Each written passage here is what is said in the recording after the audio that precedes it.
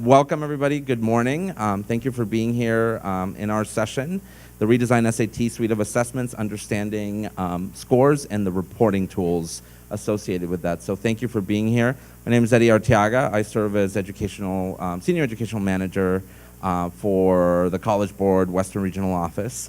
I'm happy to be here today to give you a quick update on what we've been doing for the last 2 years, it seems, or more now with the Redesigned SAT. And today I have my colleague. Good morning. My name is Mateo Remsburg, and I'm the Associate Director of Admissions at the University of Utah. And I oversee all of our marketing, communications, recruitment efforts, and campus visit experience. So I'm also the one responsible for ordering all of our names that we buy from SAT, and working closely with Eddie, in terms of what we're doing at the U with the scores and things like that. So when I get up to talk, it's going to be talking more about specifically kind of a case study of what the U is doing, where we're at in this process. Excellent. Thank you. So as Mateo said, our presentation is really today, I'm going to give you some major updates on what's been happening for the last few months, specifically as the new SAT, the redesigned SAT, went live this past March. And what's coming in the next few weeks and months as scores are going to be released.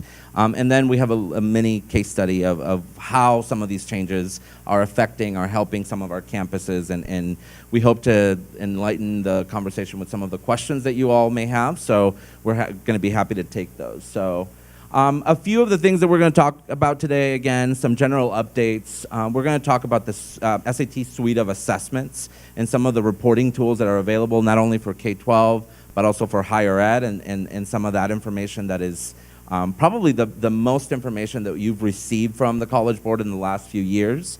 We're going to talk a little bit about the SAT benchmarks and percentiles and some of the information that will be coming out as we release scores. We're going to talk about Khan Academy and some of the tools that are available for some of your students that hopefully everybody is already using. We're going to talk about higher ed scores. We are changing our reporting structure of the scores that are coming up in May, so what does that mean? And finally, give you a quick update on Concordance and what is that going to mean for some of the higher ed colleagues that are doing your college board search buys in the next few months. Before we go on, can I get a raise of hands of how many of you are coming from higher ed? Okay. And then K12? Okay. So bigger chunk of you. Anybody else in between higher ed, K12? Okay. Great. Independent. Great. Thank you. So we're going to get started. So by the time we launched the new SAT, and this was March, really, when the test came out, but the tools that we had made available had already been accessed by over 30,000 K12 educators. One of the things that I want to highlight here, and maybe I want to mention first, is an apology to some of our K12 colleagues that had a really hard time in January, maybe late fall last year, with accessing some of the tools. And it was a much more restructuring of those tools for the K12 side than they had been for higher ed. Higher ed were a little bit more straightforward. We had been communicating early on with some of the changes that were being done by vendors, but I was telling a few of you at the beginning, our biggest challenge with K12 was the fact that some were not with major vendors. Some of them some schools were receiving very much paper reports. So moving to a more electronic system really caused a little bit of pain and folks being a little bit more upset than normal with us. So with that said, I do want to apologize for that, bleep in the system. We hope that you receive the assistance from our customer service folks as soon as you called, and if you didn't, please let me know how else can we be assisting you if you're still having issues with some of these reports. The reports, as much as we've been told, are now fully functional. There's been a couple of hiccups here and there with some states and some data, especially if your state is part of a statewide contract. but for the most part, everything has been moving along much more smoothly than it had been a few months ago. In terms of higher ed institutions, we've had way more higher ed institutions now accessing their data. Keep in mind that before data reports were coming from ETS, people tend to confuse ETS with College Board and think it's all one same group. Obviously, ETS, it's its own separate organizations that we work very closely with. But now a lot of the reports that are coming out from the higher ed side are being provided and served by the College Board and on our IT side of the house. So we're happy to say that most of the higher ed institutions now have been accessing that tool and getting the reports through that means. And finally, over 1.5 million students have accessed some of our new tools, either have made a point to connect a Khan Academy account with their College Board account, have set up a College Board account, have been taking our different tests out there, have been utilizing some of the resources for test prep. So we're happy to say that this has been causing a lot of traffic in our website, so we're really happy about that. We have over 1.1 million students who have now logged on to what we call the practice site on Khan Academy. Keep in mind that those two accounts need to be linked, so when a student submits their test registration through a College Board account, they can link up on the Khan Academy side, and then that data transfer is going to be much more easy for students in order for them to see their progress and, again, utilize some of the test prep tools that are out there. And over 300 students have actually done the linking of accounts. We're very excited about that. Couple of updates here, and this is an important one for you all. So the current test cycle, as you know, really carries 7 different administrations throughout the year. Beginning with the cycle of next year, so for the August of 2017 cycle, you will notice a quick change. And if my little red marker would work, you would see that in comparison to our current cycle and the cycle beginning with the fall of 2017 moving into spring of 18, we are eliminating the January administration date. And we are moving to now offering a mid to late August administration date, which means that by August of 2017, we will have a new administration date. And that January of 2018, we will no longer have an administration that January. Nothing changes this coming year. This is for the next cycle. So you're probably saying, oh, why are you doing that? Well, a couple of reasons. One, we've been actually, there's been a lot of inquiries for the last few years about us offering something earlier than October. With September being a little bit more of a struggle in terms of facilities and setting up something, August seemed to be the best fit for us to offer the test in terms of students starting way earlier with the process. This kind of coincides with a lot of the discussion and a lot of the work happening right now with PPY. So this had nothing to do with PPY. It kind of happened to all crash around at the same time. So we're happy that by fall of 2017, August of 2017, we will be offering that mid to late August test date. The January one, the reason to make that one the one that we would sunset or may disappear was because the January test date has usually the less volume of students taking it. There's no more seniors, no more juniors. It was always a little bit of 50-50%. So we felt that of any of them, that would be the easiest one for us to move to an earlier date. So again, beginning with the cycle for 2018, we will have that August date. Some of you, maybe on the K12 side, but also on the higher ed side, have also asked us for dates in advance. So we are now happy to say that if you go to that last link down there, dates and deadlines, we have a cycle of the next 3 years for test dates. So for those of you that are heavy in the programming side, with applications going live or even K12 and your programming, we're happy to say that we can now forecast 3 years out for those dates. You will notice that when you see that calendar, the calendar will mark tentative dates. That's our language, and we will not make them official dates until we start that cycle. So they will still say tentative dates, but for the most part, those have been vetted with all the different holiday schedules, and you can really depend on those dates being the dates that we will follow for the next 3 years. So we're happy to say that those dates are available. A little bit about the redesigned test. For most of you, it is probably just a quick reminder. We're moving into a 2-section test again, where what we used to know as critical reading is now becoming evidence-based reading and writing that will average about 200 to 800 points, or go from 200 to 800 points scale. A math section, also from 200 to 800 points. Again, the test moving it back to the 1600 point scale, where the essay, not the writing piece, but the essay will become an optional piece of the test. When you go to our website, you will look at the link for higher ed, and you can see the list of schools that have already said that they will be taking or requiring the essay, or schools that have said that they're recommending it, but they're not taking it, or schools that are saying we don't recommend nor require. It's up to the student if they want to do that. So that list is up to date. So I encourage you, if you're a higher ed institution and are still thinking of a policy, or maybe already know of your policy, please go to our website. You can click on link there to your institution and give us your decision so that we can update our website. And again, this really helps students determine if they need to sign up for the essay ahead of time.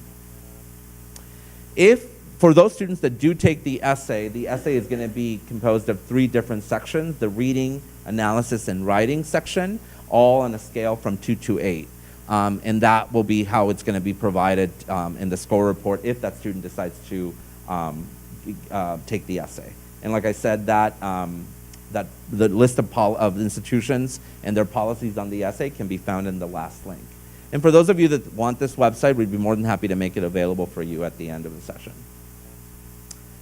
So scores and subscores. This is not a rainbow or our definition of a rainbow. This is just the different way that we want to really showcase what information you're going to get now for your students as they sit for the new redesigned test.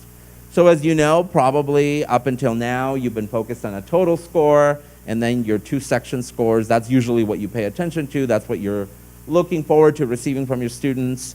But then now, beginning this last March, when we launched the redesigned test, you're going to get way more additional information. You're going to get cross-test scores. You're going to get test scores in reading, writing and language, and math. But you're also going to get what we're calling subscores. Now you're probably saying, well, what are we going to be doing with this information? Well, that will be coming up in the next few cycles, right? As we begin to get data from students that are taking the test, we will be letting you know more about these subscores, these test scores. For the most part, what we're recommending right now to our higher ed colleagues is that you need to find out where the heck you're going to put this in your system. And that's probably the most important part right now. That's what we've been working on with our higher ed side of the house, making sure that their systems are ready to retrieve that information and ready to place it in their system in an efficient yet easy to manage way. For our K12 colleagues, you know, this will be an opportunity for you guys to see how students are scoring in the different subscore areas. With the score reports that we'll discuss in a little bit, you're going to be able to see how you can help students achieve a higher score in some of the subscore areas based on the concepts that students are mastering and maybe the areas where students are needing a little bit more help. And this is where our Khan Academy partnership is coming in handy, because students are going to be able to determine what they need to be preparing for as they progress through their high school studies. So here we are, K12 and student reporting. So this is what the educator score report looks like. We're really focusing on a couple of things here now. The benchmark. And the benchmark information is going to be available in the next few months, right? As we release the new scores coming up in May. The benchmark, how we used to know a benchmark, is going to be changing, right? We had a benchmark when when the test was over 3 sections. So now that we're moving to 2 sections, that benchmark is going to be something different. And the meaning of the benchmark is going to be also something different that we'll discuss in a little bit. But for the K12 educator report, and most of you hopefully have already seen this, you will get now a school percentage of who's meeting the benchmark in your school. You're going to get a district percentage of who's meeting the benchmark in the district. Also something for state, and then a national benchmark in comparison for that test.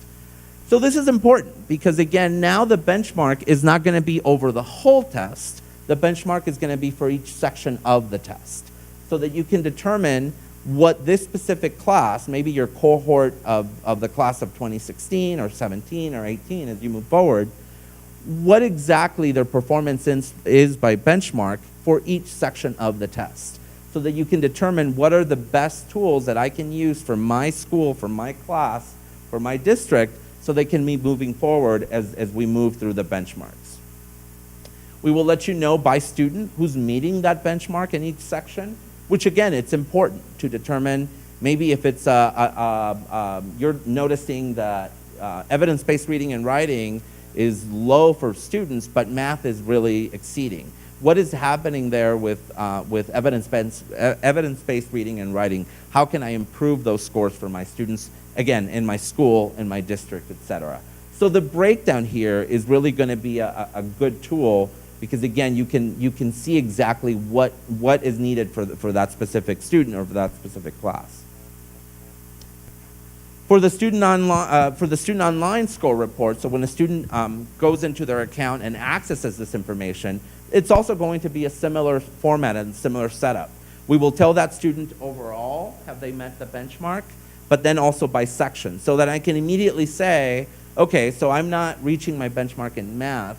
This is what I need to focus on, is I maybe take the test again, or maybe I'm participating with Con and doing some of the Con test prep activities. This is what I need to be focusing on in my daily routine, in my daily coursework to better improve my score.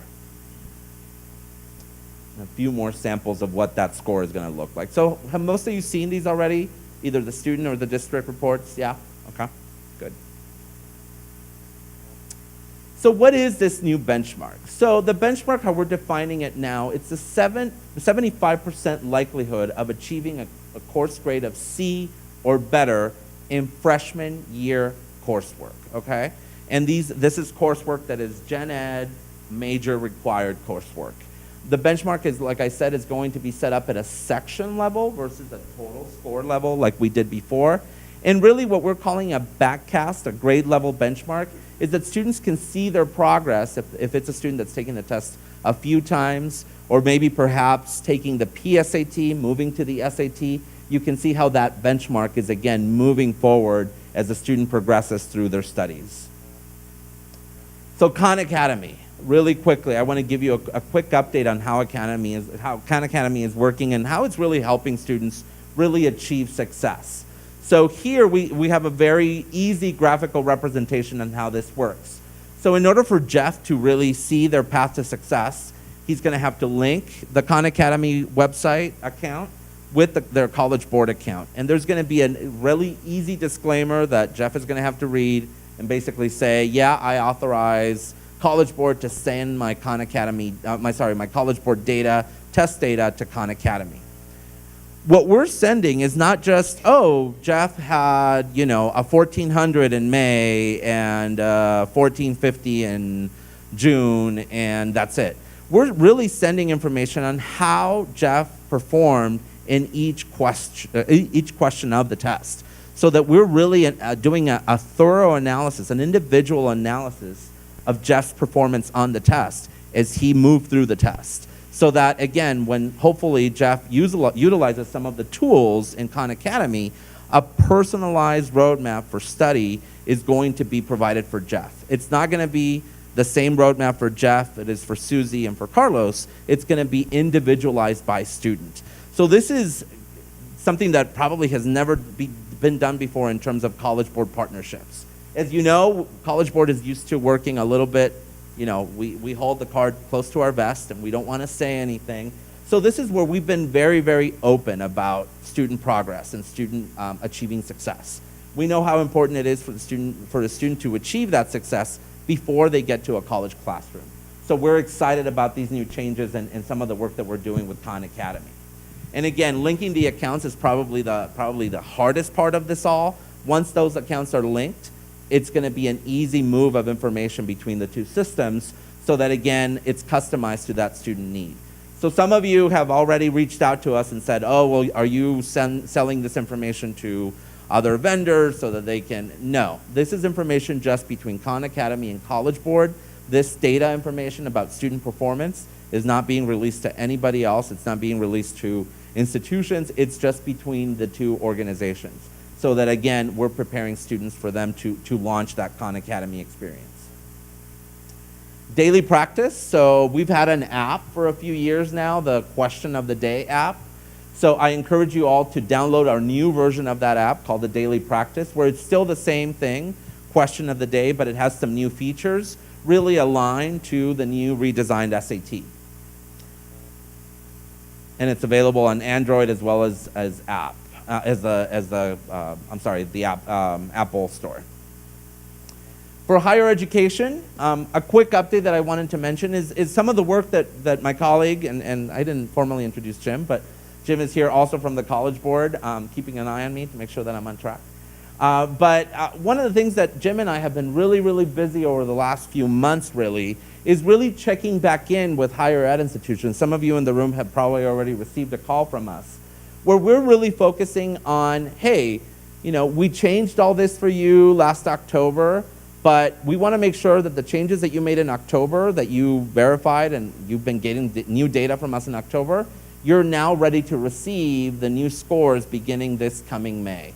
And I'm officially here able to tell you that the week of May 9th, students are going to be able to retrieve their scores from the March administration, but also higher ed institutions as well as K12 educators are going to be able to go into their tools and retrieve the schools from the March test. So week of May 9th, that's when we're making scores available for students. Now you're probably saying, well, what about Concordance? Is that coming up earlier, before? What's going on with that? That will be available that same week. You're going to have Concordance Tables available with the scores that are going to be released from the March test. But one of the things that we've been doing really heavily is, again, communicating with higher ed institutions to making sure that, one, the messaging has been going okay with students and families. Higher ed has already been getting questions. Well, what's your new score for, you know, for the class of 2017? What's gonna be the score, the cut score for scholarships? If I get denied, what score should I have in order for you to look at my appeal?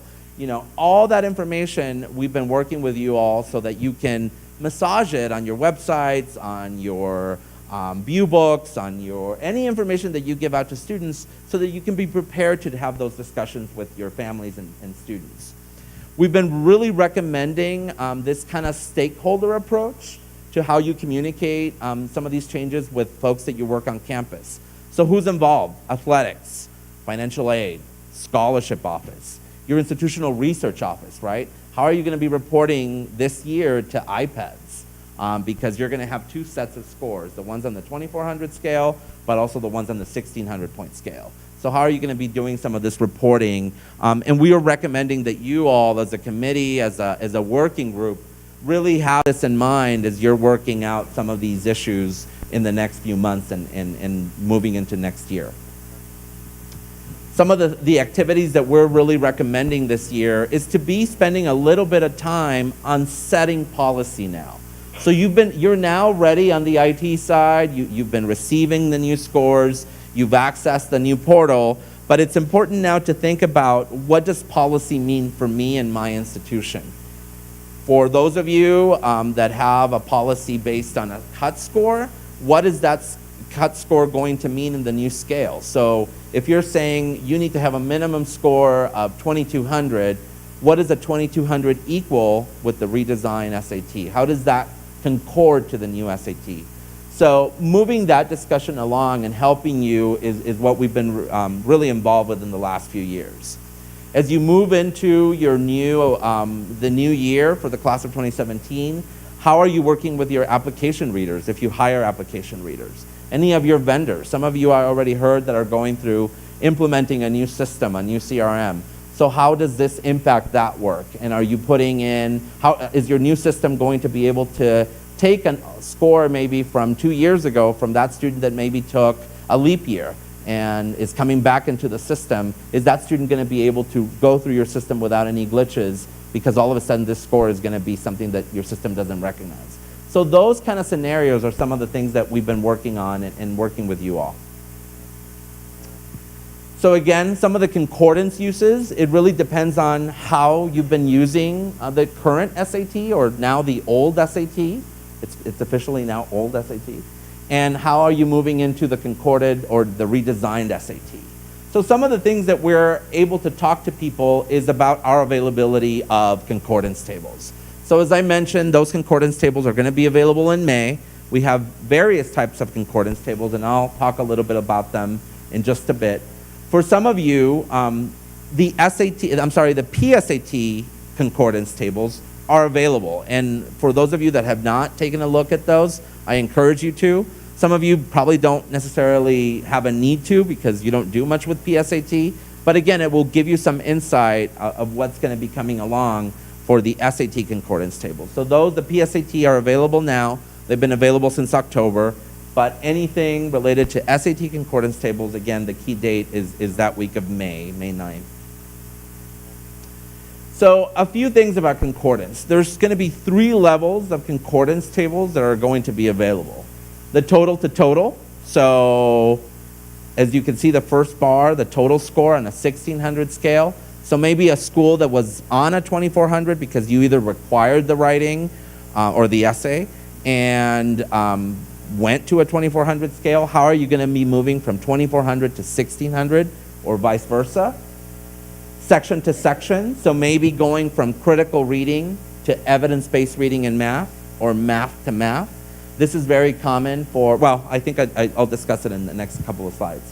And then finally, section to test. So if you were really focused on utilizing the essay from the old SAT, maybe now using the new essay, or maybe using the writing and language piece of the evidence-based reading and writing, how do you concord back and forth? So we'll talk a little bit about that. So the total to total. This is when you have a pretty straightforward policy, right? You have a minimum cut score for admission or to meeting a certain requirement. And the example that I posed here is student needs a minimum of 3.0 and a cut score of 1040 out of the 1600 on the pre-SAT. What does that mean for the future redesigned SAT? So this school in this case never went to a 2400 scale. They always stayed in the 1600 scale. So the biggest mistake that some of my colleagues could make here is, oh, well, I never went to a 2400 scale. I was on a 1600. If I accepted a 1040 before, I'm still going to accept a 1040. Well, not really, because a 1040 from before doesn't necessarily mean a 1040 from now, from the redesign. So you're still going to have concordance, but you're going to concord from a 1600 point scale, if you never went to it, to the new 1600 point scale on the redesigned SAT. If you're a school that went to a 2400, you're concording back. Some of the recommendations or best practices that we've set forth is that if you have a student this year for the class of 2016 that happened to have had an early SAT, maybe October, maybe December, but decided to go in and take the test again in March, maybe May, maybe June, maybe you're a rolling admission school, you still have to have a decision on how you're going to treat that score, the new score, right? The redesigned score. In some of those recommendations, we're recommending that you concord backwards. So you're converting, you're converting, I got confused now. You do it backwards. So you go from the 1600 that we're on now as of March, and you concord backwards to the 2400 for a kid that gets admitted or is looking for a rolling admission maybe for this year, because you are going to have a certain number of students that are going to be looking for admission still the remainder of the year that take both tests this year. That's class of 2016. If you've been done with your applications for a while, you've been done with the process, you're now really heavily on yield, then you have nothing to worry about. But maybe also think of the scenario where there's a student that is filing an appeal for a denial. And if they bring you a new score, we're recommending that you concord backwards for this year only. Moving to 2017, same scenario. If you have a kid that has an old score, we're recommending that you concord forward and you go from a 1600 and converted back to you go for a 2400, you converted back to a 1600.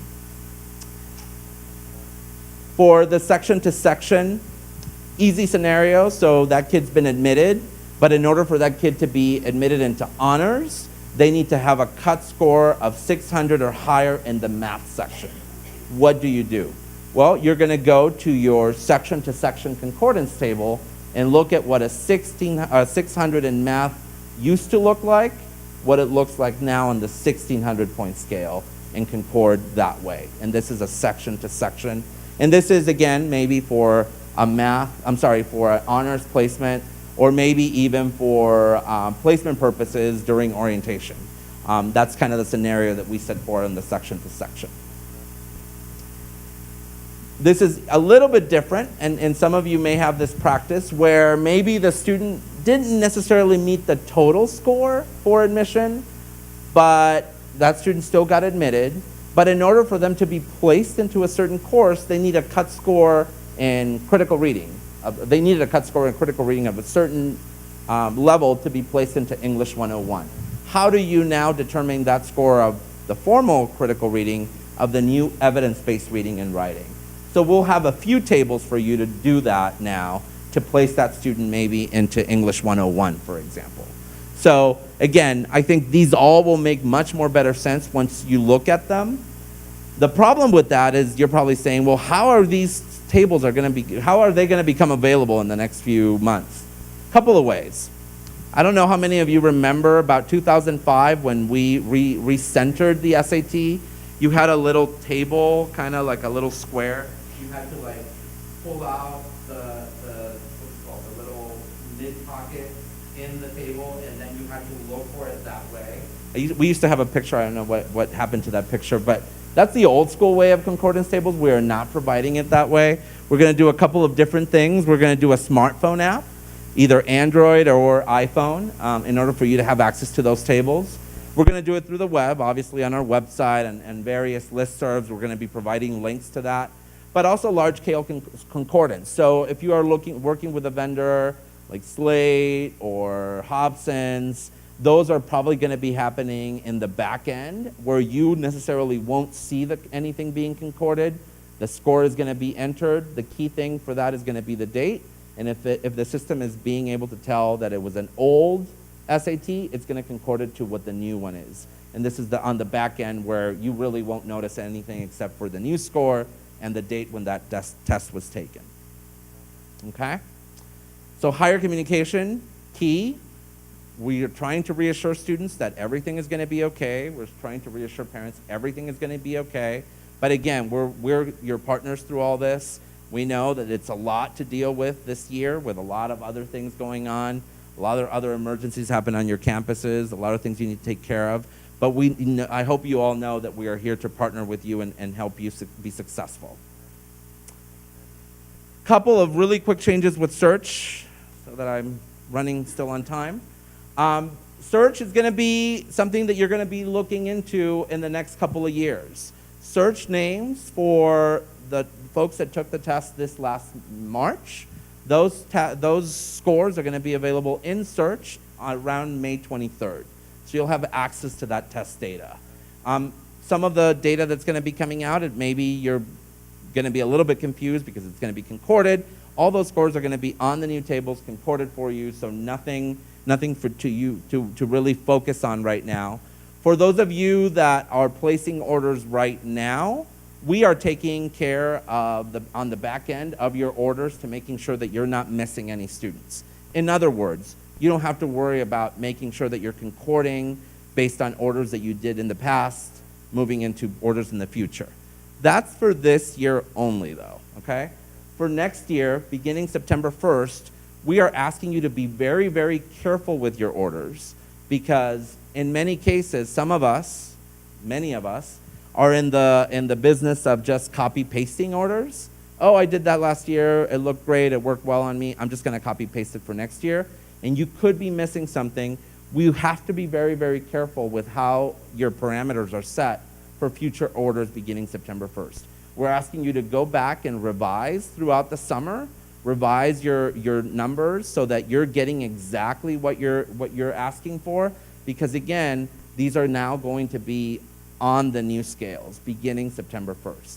So any orders up until September 1st, you don't need to worry about it.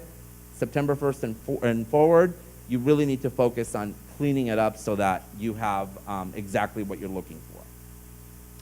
And with that said, I'm going to pass it on to Mateo. Give us an update on what's happening at Utah. What was that? Yeah. Okay, so for those of you that aren't familiar with the University of Utah, let me give you a really quick high overview. We have just under 32,000 students total. About 24,000 of those are undergraduate, the rest are graduate. 92 undergraduate majors, 100 degree programs, and 17 different colleges. We pull students from 137 different countries. And if you look at the middle 50% of our freshman class, so we had about 3,400 students enroll in fall of 2015. And rather than say, here are what our averages are, because we are a holistic school and in terms of admissions, we don't do averages. What we do is we say, here's what the middle 50% of our class look like. So for GPA was between a 3.3 and a 3.8. With the SAT, and we just look at critical reading and math, we don't require the writing section. So we were between a 1010 and a 1300. Now, obviously, we had 25% of our class that was below that, and 25% of our class that was above that. And so we really want to avoid having students look at an average and saying, oh, I don't meet that, because we admit on a holistic basis, there's huge ranges in terms of what a student could be admissible with. In terms of where our students come, obviously the bulk of them come from Utah. We pull from actually 49 of the 50 states. I'm not quite sure what's going on with Mississippi, but we'll work to get that one student there. The states in red are actually the states that we travel to in terms of active recruitment. Now, we also are starting to prime the market in some other areas in terms of our name purchases. And so we're slowly trying to build our recruitment footprint. And one of the ways that we do that, obviously, is through search purchases. Now, in terms of the new SAT and the University of Utah, a couple important things to note is we are a very heavy ACT school recipient, okay? So the SAT is a very small portion of the scores that we actually receive from students who are admitted and enrolled at the U. We use the SAT or the ACT, it doesn't matter to us, and we will use the highest score, whether it is an SAT or an ACT. So students are not penalized for using one or the other. We use it in admissions. Now, like I said, that we admit through a holistic process. So the SAT is really just one factor in terms of the overall academic credentials that we're looking at. GPA is another. Really the most important thing for us is course rigor as well as grade trends. So a student may not score very well on the test, and kind of our take on that is that this test score is a reflection of a student on a particular day, okay? So when it comes to the question that I always get asked is, okay, well, what's that minimum score I have to have? Well, there really isn't any, because we're looking at a variety of factors. We're also looking at things like, does a student contribute to their family's income or have significant family responsibility? Are they a first-generation college student? Were they in the military? So honors, awards, activities, all of these things make up who a student is and gives us a better sense of their potential for success at the university. Scores are important, but they are not the end-all, be-all. So when it comes to the new SAT, we're going to be in the same boat as every other higher ed institution in terms of we need the Concordance Tables before we can really see what kind of an impact might this have as we're reviewing students' files and making admissions decisions. Now, another area that we use test scores is with our scholarship awarding. Now, here again, it's hard to say that there is a set cut score because the scholarship office uses what they call their scholarship index. And it's basically you take your GPA across the top, your test scores down the side, kind of where they meet on this table or on this index kind of determines what scholarship a student might earn. So a student could have a really high GPA and a lower test score and still get a scholarship. So again, it's one of those things where when we get that question, and I know our scholarship officers hate this, is, well, okay, what's the minimum that I have to have? They really can't say. Okay, they can kind of, again, give that range. So again, the concordance tables are going to be very important for us in terms of as we think about what are we going to do with regards to scholarships. The other area that we use test scores at the U is in terms of placement for math and for writing. Okay? And with the math, right now we do have a cut score of 450 on the math section of the SAT. Concordance may change that. And that's just to place them in Math 1010, which is our intermediate algebra. Now, for the writing section, again, we're back to an index. So it's a combination of GPA and SAT, and that's going to be, again, we'll be looking at that. So the next year is really going to be kind of a learning year for us as we think about policies, as we think about how does this influence admissions and things like that. So right now, what we are currently working on is, as Eddie talked about, making sure that our system is going to accept all the scores. How are they going to move from our primary student information system into our CRM system, which is what we use to do all of our communications. So fortunately, I'm not the one that's responsible for that. We have our whole systems team that does that for us. But I work very closely with them because it's actually my team that's going to be utilizing those scores probably the most. Again, we're waiting on the concordance tables with bated breath so that we can start looking at that. It's important to note, though, in terms of who makes policy on our campus when it comes to the admissions decisions, that is actually made, those policies are determined by our Credits and Admissions Committee, which is actually a faculty senate committee. So it's members from pretty much every college on our campus. Our director, Matt Lopez, sits on there as an ex officio member, not voting, more so to help give some background and information. But it's our faculty that actually make a lot of these determinations for admissions as well as for placement. Okay, so the math department, they're responsible for placement. Writing, they're responsible for the writing placement. So what I anticipate happening is not only are we going to get the concordance tables, but I expect that this next year is really going to be looking at, okay, those students that come to the University of Utah, and how do they score, and how does that look like for you students?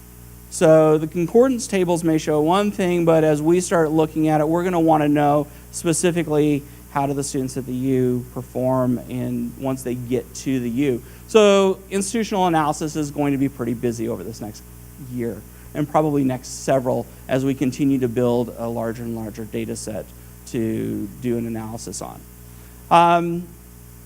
As policies set right now, though, we will continue to accept the old and the new. So we're not going to be penalizing students that, were very eager and took it as a sophomore and come in. And again, we are going to take the highest score whichever way they get it. So that is one thing that we do know. We also know that we are not going to be requiring the essay in the near future. We haven't required that. We don't anticipate requiring that anytime in the near future. And part of that is really an efficiency thing in that we just don't have the people to really kind of look at the essays and think through what that means for us. So I've already talked about kind of what institutional analysis is going to be doing in terms of really looking at performance at the U. But that's one of the things that we are concerned about is we want to make sure that we're having good data and we're making good decisions based off of solid data. So that's a very quick overview of what we're looking at. I think we wanted to make sure we left about 10 minutes of time, and I think we're there. So questions?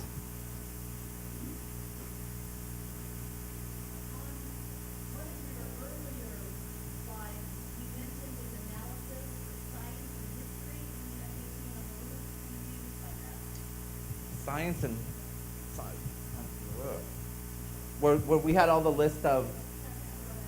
Oh, okay. Is that the first time you had seen that?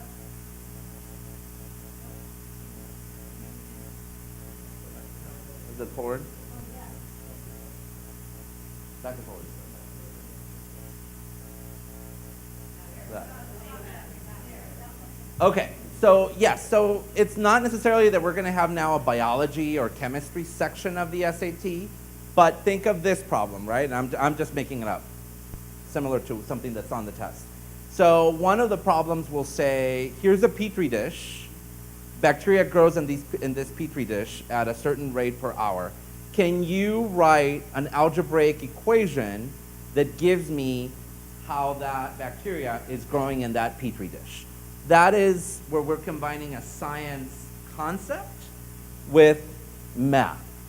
Not define to me what is a petri, not that that would be a question, but you get the sense. So it's not that we're testing students on biology, chemistry, or US history, but we're utilizing some of those terms in context for a question in some of the main sections of the SAT. Same for US history. It may be that, as we know, the essay is changing for us, the essay piece of the test. The prompt is always going to be the same now. So regardless if you take the test in October, December, March, it's always the same prompt, and it's a critical analysis type of essay. What's going to be changing for each test is the text that they would have to read to write their essay. So it could be that the text that I'm going to be using for the March administration is an excerpt from a US history document. Does that make sense? Okay. Mm-hmm. Yeah.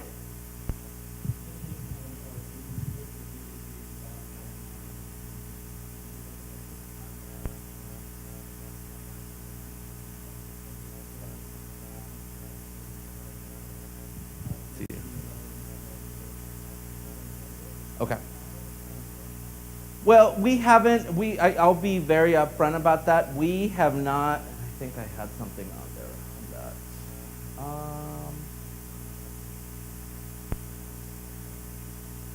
that. No, I don't have it. We were not very clear about those percentages and what it truly means. What is coming up in the next few weeks, especially when the new benchmarks, when the benchmarks on the SAT come out, when the new scores come out in May, we'll be sending out an explanation about why the inflation. That's one of the rumors that's going out. The other one was, oh, the test is much easier now. You've dumbed down the test. It's not necessarily that.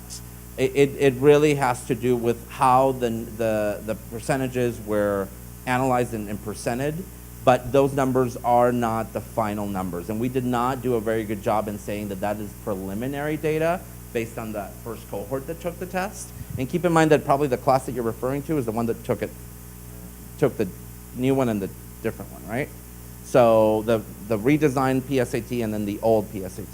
So I can tell, I'd be more than happy to go into that further with you one-on-one, but we're gonna have more explanation of where those percentages are coming from. But it's not that they were inflated, it was just a very preliminary set of data that will be re-updated as we get now the new information from the test.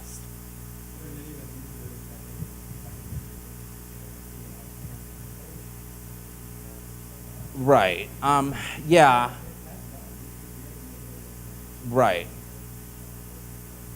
Yeah, unfortunately, like I said, on our K12 side, it was not very clear how that data was presented. So it's not that it's overly inflated, it's just the new percentages really mark how the new items on the test and how the data is being presented, so.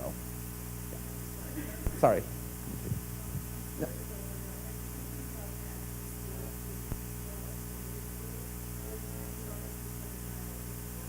Percentiles national. The scores are the scores. Those are not changing. Yeah.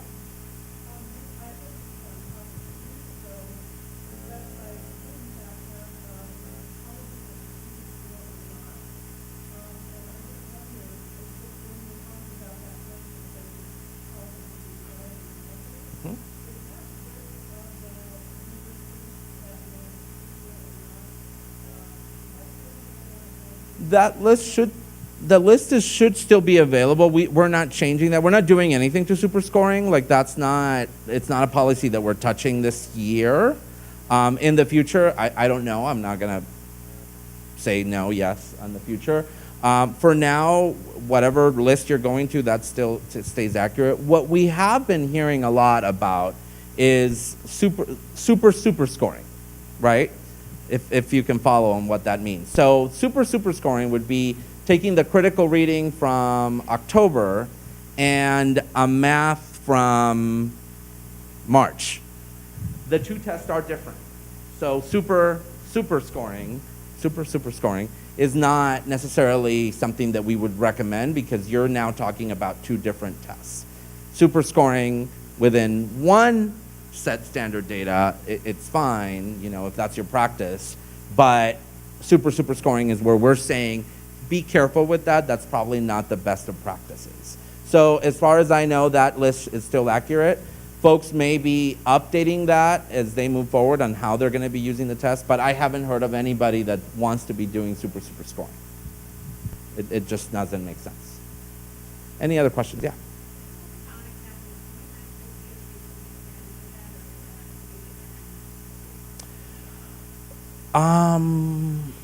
Yeah, you can, right?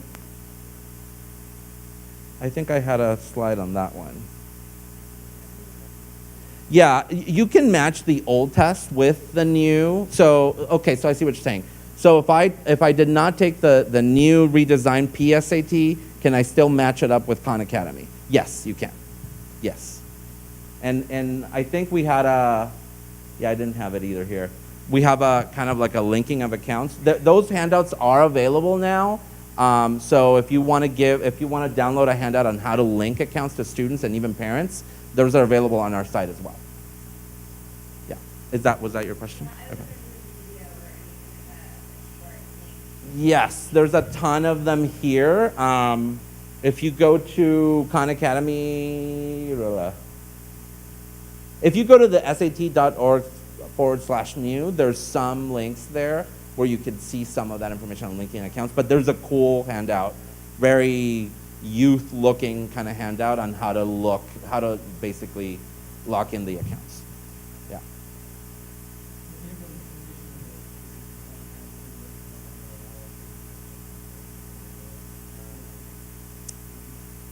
What do you mean?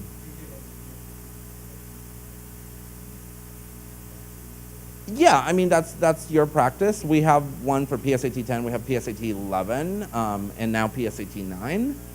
So, I mean, you can. We're not here to mandate what you can or not do with the different classes. Mm-hmm. Absolutely.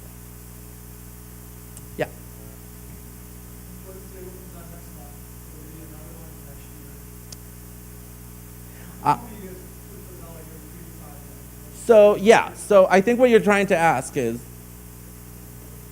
there going to be a new concordance table with ACT? Maybe, right? Is that what you're trying to get to? No. So what's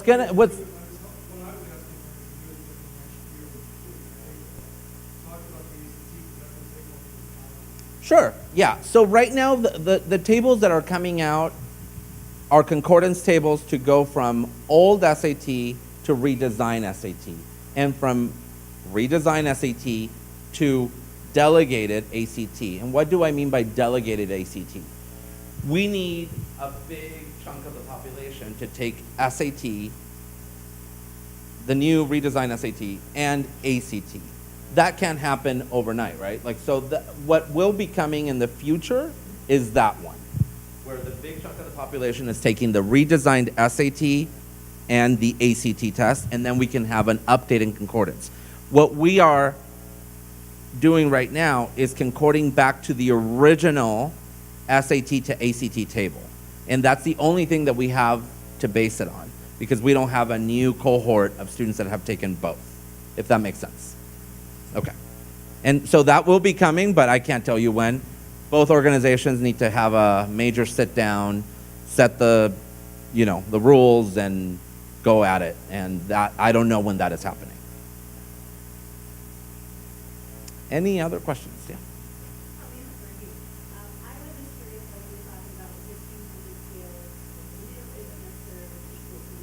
Uh-huh.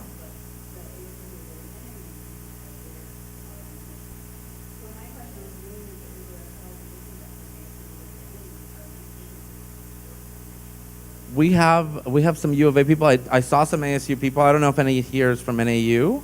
But Casey, do you want to start and then? So if you have a cut score right now on the SAT for admission as a board requirement, and you never really moved it to a 2400 scale, it was a cut score on the 1600 scale, will you have a new one moving forward with the redesigned SAT? Well, yeah.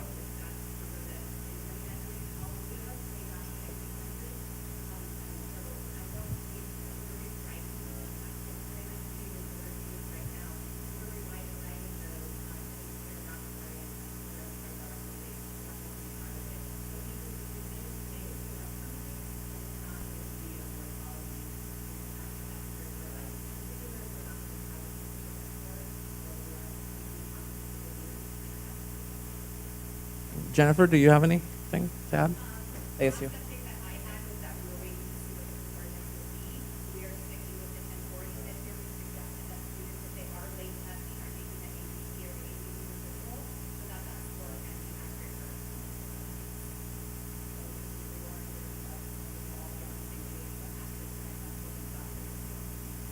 Great. And NAU? Anybody? Okay. Okay. You're like, I'm not here, right? Okay, great.